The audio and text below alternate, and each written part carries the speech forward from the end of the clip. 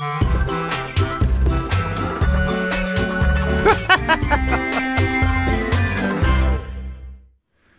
and welcome to Sunday with Mike.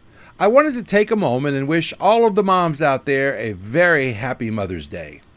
On today's show, we're going to cover an update from the Knot story from our show number 78 that we did a few weeks back, a speaker setup option, people messing around with your stuff when you step away from your DJ table, and finally, full power sound checks.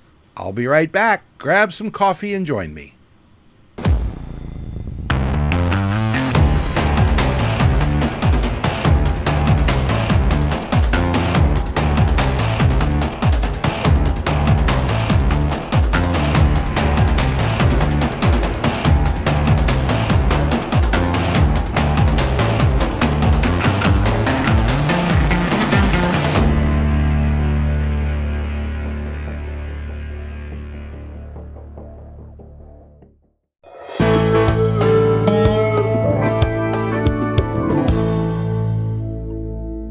Hi, and welcome back. A few shows ago, on number 78, we mentioned that Wedding Wire had hired some folks to come in and rewrite your storefronts without your consent. Right around that same time, on April the 3rd, in fact, we received an email from the Knot with the subject line that said, quote, "Unveil your new storefront," end quote, and we thought to ourselves, oh boy, here we go again. A few days ago, my rep from the Knot contacted me about that video and the statements that I made in that segment. I did some additional research since then, and I've posted a question in a large DJ group on Facebook called DJ Idea Sharing, which has over 12,000 members all around the world. I thought this would be a great place to ask the question, quote, "Has anyone had their content rewritten by the Knot without their consent?" End quote. The group is super active, and there were a few complaints about Wedding Wire that sort of chimed into what my show number 78 was all about, and their rewriting policy. But you know what? Nobody had anything to say about the Knot other than good things. So while both companies do retain the right to edit your content, I mean, if you got on there and use bad language and stuff like, curse words, I'm sure they would go in and edit that. But generally speaking, they are not attacking your page, your storefront, and just rewriting it. And it wasn't fair for me to lump the Knot into the same basket as doing this massive rewriting that the Wedding Wire was doing. And for that, I'm very sorry. The timing and the way that it all went down at the same time led to an assumption on my part that turns out to be false. So the lesson learned here is, 1, never report on a story when you're in the middle of a fight, and 2, when you're wrong, say you're wrong. On a personal note, I would like to say that my rep from the Knot has always been respectful, quick to answer my questions, and I have nothing but the highest regards for her and the Knot itself. I've also been conducting some informal polls at my office with couples who contact us about their upcoming weddings, and I ask them, do you know who Wedding Wire is? About 50% of the time they say yes. When I ask them, do you know who the Knot is, I get yes about 90% of the time. I can clearly say that in my part of the world, which is Southwest Louisiana, that they are the clear leader. The Knot is way ahead with 90% public acknowledgement of who they are and what they're all about. So start asking your couples if they know either of these two services and which one do they know the best. If they're like my area, the Knot will be hands down the winner, which may affect exactly how I spend my ad dollars the next time I renew. DJ Event Planner will change the way you manage and run your business. Streamline all of your procedures and software into one easy-to-manage system. DJ Event Planner, the ultimate online planning tool.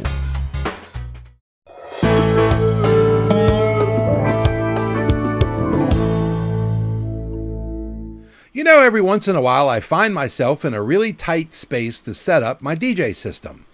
When this happens, and you really have to start making some adjustments to your normal setup, you have to ask yourself what goes and what stays, because you don't have the normal space that you need.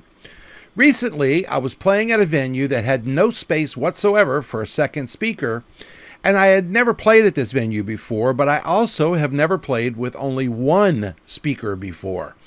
So I set just this one speaker up. It happened to be one of my EV12s on a stand, and it was more than enough sound for the room. This room was really tiny. It was like 50, 60 people, and it was perfect for the space that I had available.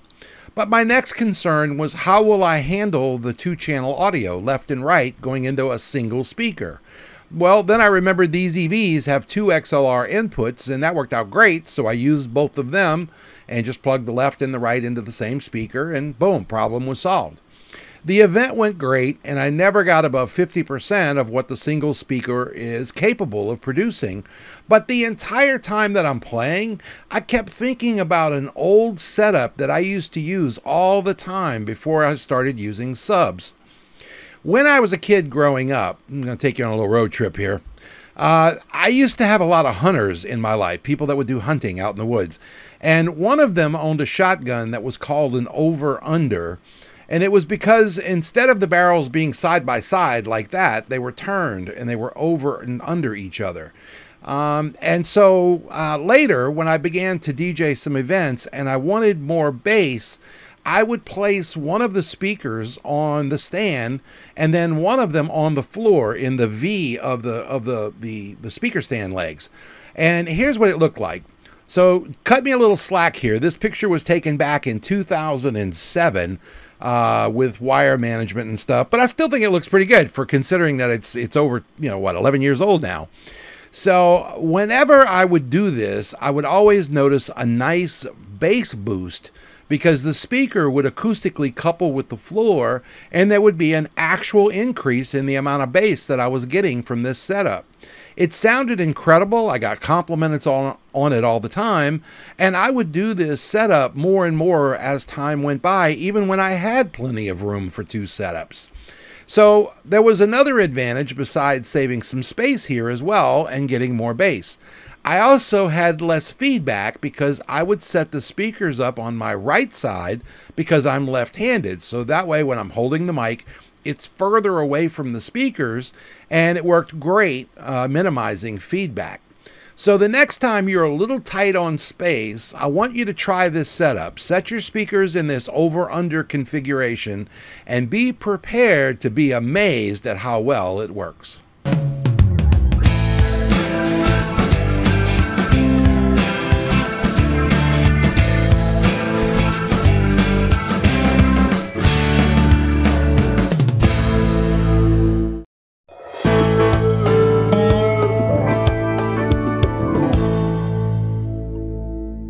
A friend of mine recently asked, how do I keep people from messing with my stuff when you walk away from the DJ table?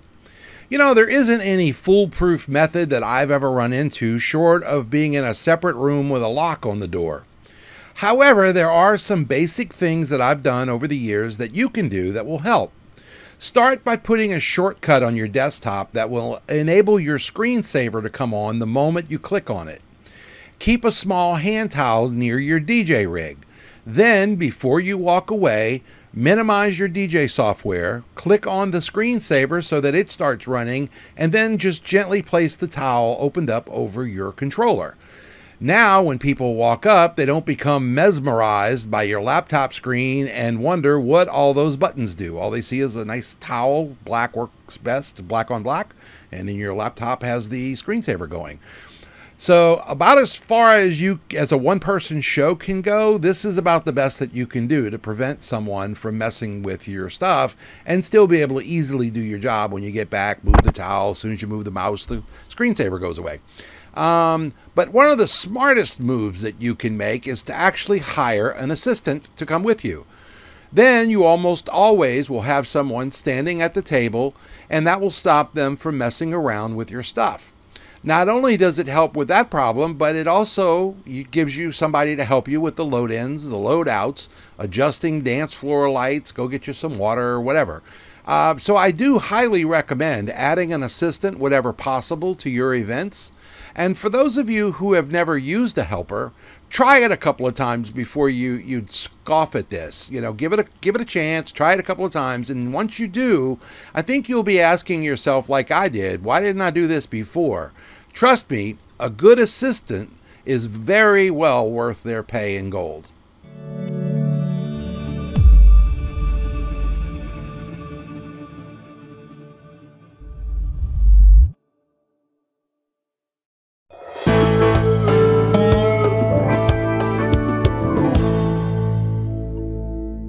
Recently, there was a post in a private group about a DJ who lost power during a high school prom multiple times during the event.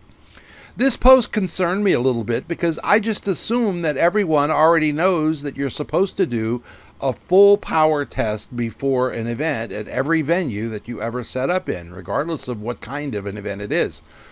This is not only to test the electrical outlets, but it also tests your power strips, your speakers, your amps, your controller, everything that you have hooked up.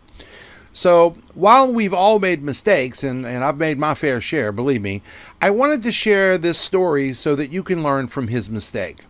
Never, ever, ever set up and assume that you can play at your full intended volume without actually testing that volume before the event begins. To do so is just simply foolish. If you're running lights, make sure that they're on when you do this full sound check. The whole idea is to make sure that you're drawing the maximum amount of power that you intend to draw all night long so that you know that the circuits can deliver. Everything's going to work fine. Your goal is to draw the most power that you plan to use all night long. After my sound check, I go into another step when I'm doing a wedding, and that is to play the couple's first dance song all the way through. Not at normal volume, just a low volume, but I want to hear that song, and I want to make sure there's no artifacts, there's no pops, clicks, that it plays all the way through, because there is no way you're going to be forgiven for screwing up a first dance song. You can make a lot of mistakes in a reception and get away with it, and they'll forgive you, but the first dance song is pretty critical. So I always make sure that I play that one all the way through, just to know that all is going to be well, and there's no doubt in my mind that it worked fine.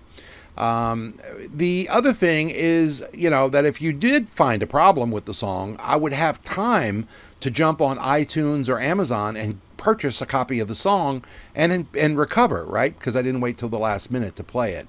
So the next time you set up, be sure that your gear is really and truly event ready at show levels, and avoid an embarrassing situation from ever happening. So that's going to be our show for today. I hope you'll share it with your friends and give me your thoughts down in the comments section. And be sure to give us a thumbs up if we've taught you anything new at all, or just in general, right? So we're saving a seat for you in the Sunday with Mike Facebook group. I'll see you next week.